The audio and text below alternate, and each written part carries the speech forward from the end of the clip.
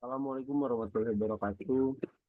Sini saya akan menjelaskan tentang prinsip kuadrat terkecil. Prinsip kuadrat terkecil itu, bentar ya. Nah, pertanyaannya kan jelaskan apa yang dimaksud dengan nilai yang paling mungkin. The most problem value atau MPV. Nilai yang paling mungkin itu adalah nilai parameter yang meminimalkan kesalahan dalam model. Dianggap sebagai estimasi terbaik karena memberikan kecocokan terbaik dengan data observasi. Kedua, jelaskan eh, syarat hitung pada terkecil tertimbang.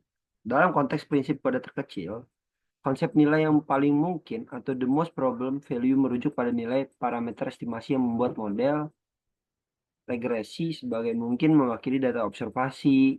Dalam regresi linier, nilai-nilai parameter ini misalnya AA untuk intercept dan BB untuk slope dalam regresi linear sederhana adalah nilai-nilai yang meminimalkan total kesalahan atau deviasi antara nilai yang diprediksi oleh model dan data observasi. Secara statistik, prinsip ini terkait dengan estimasi nilai yang paling mungkin karena dalam model regresi asumsi utama yang sering digunakan adalah bahwa data memiliki distribusi normal atau mendekati normal dan bahwa estimasi yang terbaik adalah estimasi yang memaksimalkan peluang probabilitas mendapatkan data observasi yang diberikan. Oleh karena itu, nilai parameter yang dihasilkan dengan metode kuadrat kecil dianggap sebagai nilai yang paling mungkin, karena mereka merupakan hasil estimasi yang memaksimalkan kemungkinan atau probabilitas sesuai dengan data aktual. Dalam konteks metode kuadrat terkecil, ini artinya bahwa parameter yang kita dapat adalah solusi terbaik berdasarkan data yang tersedia dalam statistik. Metode ini merupakan cara standar untuk menghasilkan estimasi yang optimal dalam berbagai situasi pengecualian atau prediksi. Apa yang dimaksud dengan model stokastik? Apa fungsi stokastik dalam hitung perataan?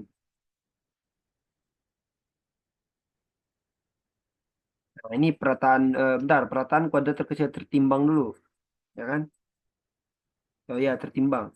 Perataan kuadrat terkecil tertimbang digunakan ketika data memiliki tingkat kepercayaan atau variabilitas yang berbeda. Dalam metode ini, setiap observasi diberi bobot weight sesuai kepentingan dan reliabilitas sehingga observasi yang lebih andal memiliki pengaruh lebih besar pada hasil persyarat. Pada hasil, persyaratannya bobot diberikan sesuai dengan kebalikan variansi data observasi. Data dengan variasi lebih kecil dari bobot yang lebih besar. Cocok untuk data yang memiliki distribusi variansi ragam, heterogeneisitas dalam bentuk persamaannya. Nah, ini persamaan jika WI adalah bobot yang untuk observasi ke min I, maka fungsi yang diminimalkan adalah minimalkan N, WI, YI, dan Y2. Dengan YI adalah nilai observasi dan YI adalah nilai prediksi dari model. Ini soal yang ketiga, model stokastik. Model stokastik adalah model yang memasuki elemen ketidakpastian atau variabel acak dalam proses perhitungan. Dalam model ini, beberapa variabel dianggapnya sebagai variabel acak yang dipengaruhi oleh faktor-faktor yang tidak dapat sepenuhnya diprediksi. Model stokastik dalam perataan hitungan, perataan memiliki fungsi untuk membantu menangani data yang bervariasi secara acak dan mengurangi pengaruh ketidakpastian atau estimasi. Model ini memperhitungkan fluktuasi dalam alami memberi estimasi yang lebih akurat dan relevan dan kondisi. Apa yang dimaksud dengan persamaan pengamatan dalam teknik hitung perataan parameter? Dalam teknik hitung perataan parameter, persamaan pengamatan digunakan untuk menghubungkan parameter model dengan data observasi. Persamaan ini berfungsi sebagai sistem persamaan yang akan kita selesaikan untuk mendapatkan estimasi parameter terbaik seperti slope dan intercept dalam regresi linear. Dengan menggunakan metode kuadrat terkecil, maksudnya persamaan pengamatan mengungkap hubungan antara parameter dan estimasi adalah setiap titik data observasi. Dalam perataan persamaan ini disusun sedemikian rupa sehingga menghasilkan sistem persamaan linear yang dapat dipecahkan untuk mendapatkan parameter terbaik. Contohnya, misalkan kita punya data observasi XY sama dengan 1,2, 2 per 2, 3 sampai 5.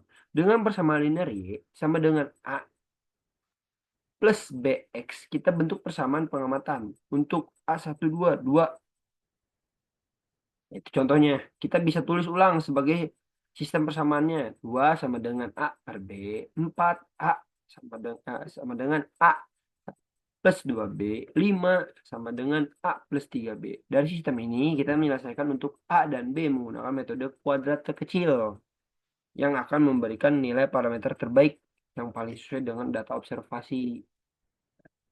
Ini soal selanjutnya. Soal selanjutnya, jika sesuatu persamaan pengamatan tidak linear, apa yang harus dilakukan untuk meliterasikan persamaan tersebut? Jelaskan dan tuliskan model metriknya. Jika suatu persamaan tidak linear, salah satunya cara melineariskannya adalah dengan transformasi variabel. Ini berarti mengubah bentuk persamaan sehingga menjadi linear dan lebih mudah dianalisis menggunakan metode kuadrat terkecil. Langkah melakukan linearisis: 1. Identifikasi fungsi yang tidak linear seperti bentuk eksponensial atau logaritmik. 2. Gunakan transformasi variabel yang sesuai, logaritma, akar kuadrat, dan lain-lain untuk menjadikan persamaan linear. Contoh dalam matematikanya, misalkan kita punya persamaan eksponensial Y sama dengan A titik E BX. Di sini Y tidak linear terhadap X karena adanya eksponensial. Untuk melintaskan, ambil logaritma pada kedua sisi persamaan. 1N dalam kurung Y sama dengan IN dalam kurung A plus BX. Definisi Y kuadrat ini in Y dan A in A sehingga persamaan menjadi linear. Y kuadrat sama dengan A plus BX. Sekarang persamaan tersebut adalah linear terhadap X dengan parameter A dan B. Dan kita dapat menerapkan metode kuadrat terkecil untuk estimasi. Setelah mendapatkan A dan B, nilai asli A dapat diperoleh dengan A sama dengan E kuadrat A. Ini contohnya. Ini soal ke 5, bukan contoh ya. Kalkulasi the mode probable value A dan B below be the method square concern observasi to be of equal weight. Ini soalnya, ini soal yang tiga, ini soal 1, 2, 3. Jawabannya matriks M, vektor L dari sini. Nah, ini hasilnya. Ini soal yang ke-6. Nah, cukup segitu mungkin penjelasannya. Cukup sekian dan terima kasih. Assalamualaikum warahmatullahi wabarakatuh.